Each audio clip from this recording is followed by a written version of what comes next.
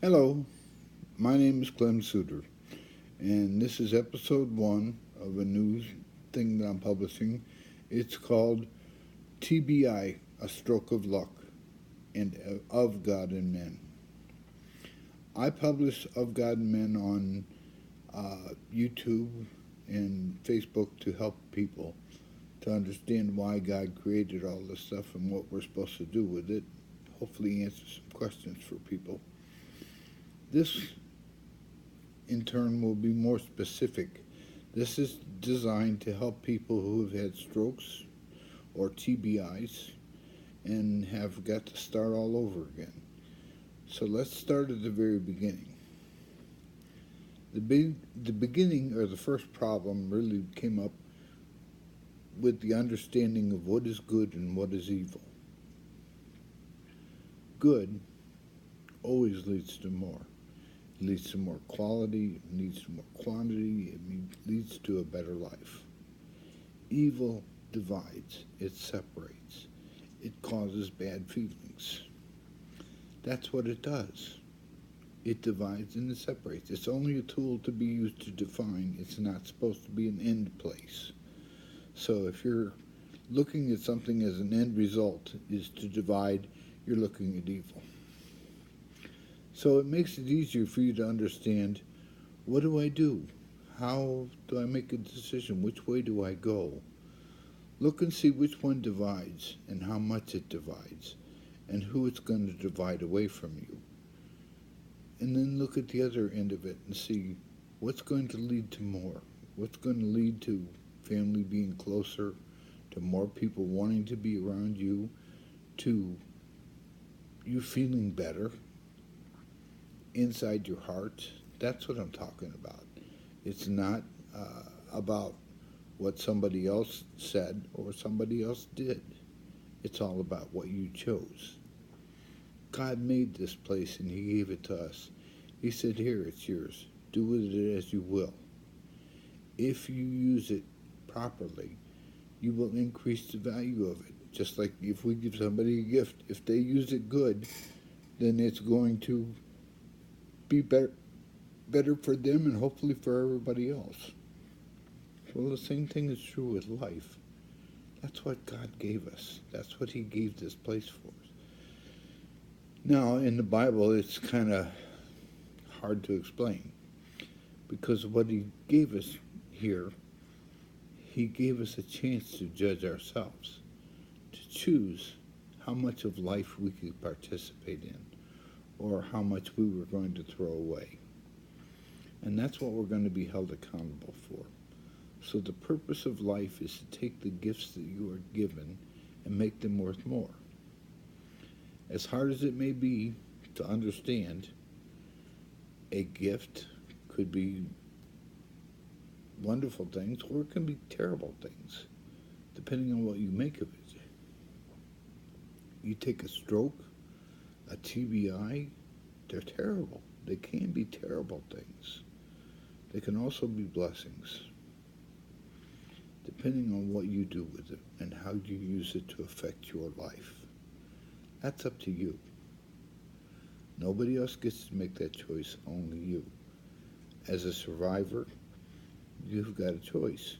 You can do things that will lead more people to want to be around you and with you, or you can do things that drive them away and hurt them. That's division. That's evil. So, even though I talk of God and men in these kind of terms, what I'm trying to do is make it real simple for you. You can apply this in your own life. I'm not telling you something that's some secret. It's true. You try it in your own life and see if it doesn't make sense and see if it's not true. It's not my job to tell you everything. My job is to give you ways to understand everything, to look at it and to try to make sense of it in your life. But it's up to you. It's not up to me. When I talk about God, I talk about the God I know, and I know Him as the Father of all. I know there are different people who use different names for them and different descriptions for them and different definitions for them. But what I do know is he told Moses, when Moses asked him the very question, "What name do I tell Pharaoh sent me?" God said, "I am that I am." Simple. You can't even conceive of me. When you name things, you think you can limit them. You cannot limit him. He's not limited. So people can argue about the differences in their own mind, in their own world, but that's separation. That's up to them. That's nothing to do with good. I tell you things that will, if you think about them and you apply them in your own life, will make your life better. That's what I'm doing. It's not my job to make your decisions for you. That's up to you. You received a stroke or a brain injury. I did too, 12 years ago. And I had to learn you can either make the best of it or you can make yourself miserable and make everybody else miserable. That's up to you. I tell you that go to a support group, find other people that are dealing with the same issues, and some of them are so much worse than you, and some of them are so much better, or at least they seem to be. But it's a hidden kind of damage that you can't see, and you can't explain to other people. That's why you need to go to a support group. We conduct one online on Friday afternoons at 3 o'clock. Be happy to hopefully find a way to get you there. All you got to do is go to strokefocus.com and find out about us. Or you can email me at bikerclem at gmail.com, bikerclem1 at gmail.com, and I will try to get you the link. Anyway, this particular segment is for people who've had strokes or brain injuries and their supporters, their caregivers, because you have to deal with it. And you can't explain this to anybody. And it's going to affect every second of your life. So the first thing I needed to tell you about is the very basics. It was the first thing we did wrong. In the Bible even. We ate the tree of knowledge of good and evil, but we didn't really know it. How many people do you talk to and they all talk about good and evil, but nobody defines it? Nobody says it in a way that you can make sense. I've told you.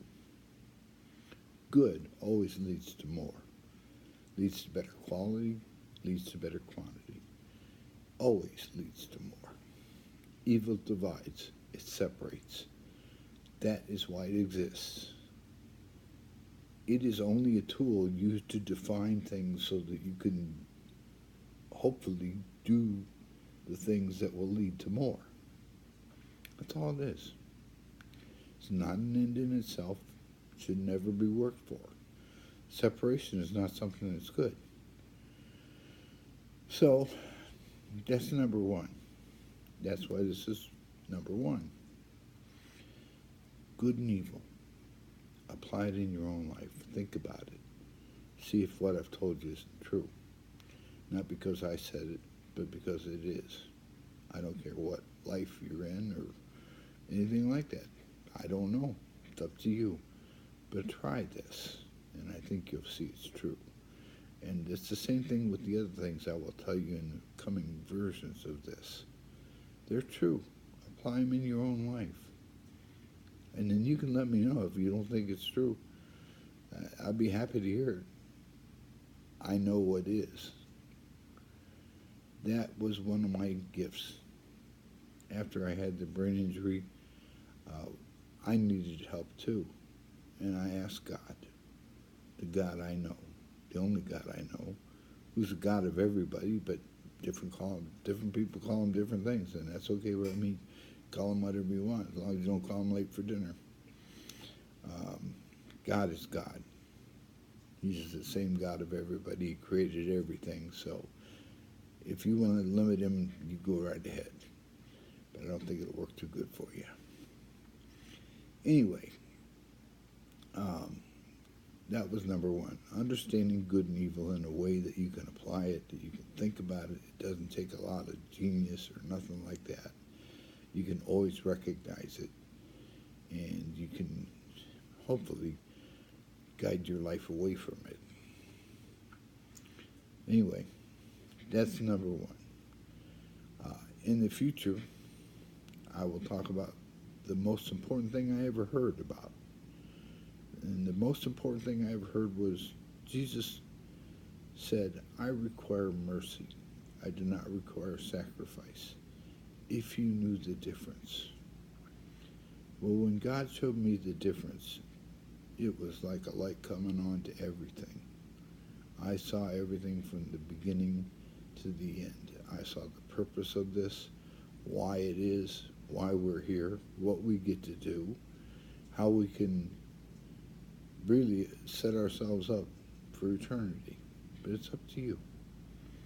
Just like good and evil, it's up to you. You decide. I tell you to do the good things. Be good to the people that are caretakers, that are caregivers. Be good to them. Don't drive them away. Don't separate yourself from anybody. You need your family. You need support groups. You need people around you, because nobody else will have any concept of what you're going through.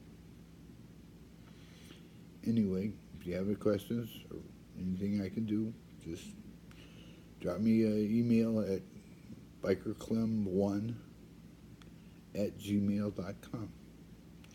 I'll be happy to try to answer. But I love you. Hope you have a great day. Bye.